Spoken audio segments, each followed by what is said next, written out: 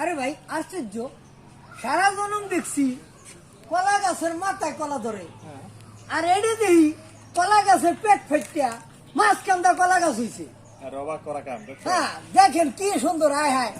এই জায়গাটা না না আমরা টঙ্গির থেকে শুনছি যে মারুকা কলা গাছের পেট ফেটিয়া কলার ছড়ি বেরিয়েছে, তাহলে এইটাই তাহলে সেই গাছ।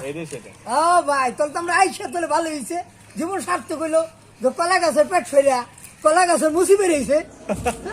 আশ্চর্য ভাই, সেরকম জিনিস। হ্যাঁ ভাই আসলো।